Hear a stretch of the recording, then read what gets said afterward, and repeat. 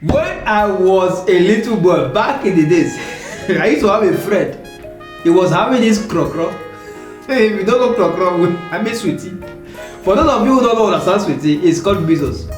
Even when he was having that, everybody in that community will be avoiding this friend of mine.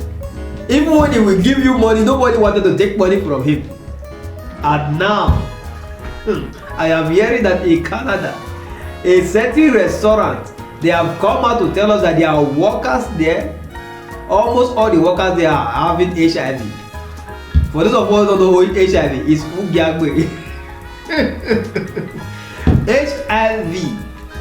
So they are now using HIV people to cook for us. So let me tell you, I am not telling you not to go and eat. For those of you who are running to Canada to go and live your life there, when you go to restaurant, just so you know, there are restaurants now that are using HIV people to cook for you. So you go and eat HIV food.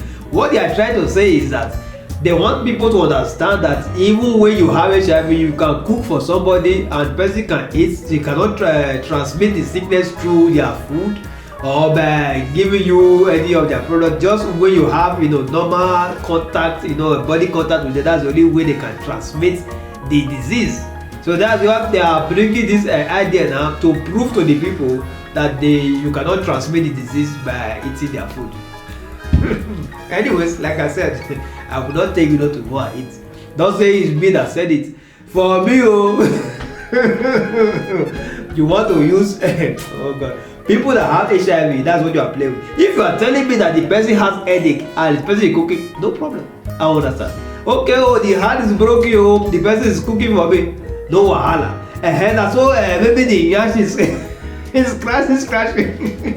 I can understand, but HIV. Do you know what is HIV? That's what you people are playing with. Anyways, for me, God know my mind. I cannot enter that restaurant talk less of eating the food. Because what if the person has mistakenly cut his body while he was slicing one of the meats and then mistakenly blood enter inside? What if maybe when they were frying something and then one of the hair mistakenly fall inside and I eat it, will I not contact the disease? And you are telling us that you want to prove to us Canada. Anyways, my doctor has told me that I need sleep because the problem with this one is too much. Say I should be sleeping 18 hours. I have slept 12 hours, so minus 6. Before you go use your HIV food to kill me, let me go and sleep my 6 hours. That's it.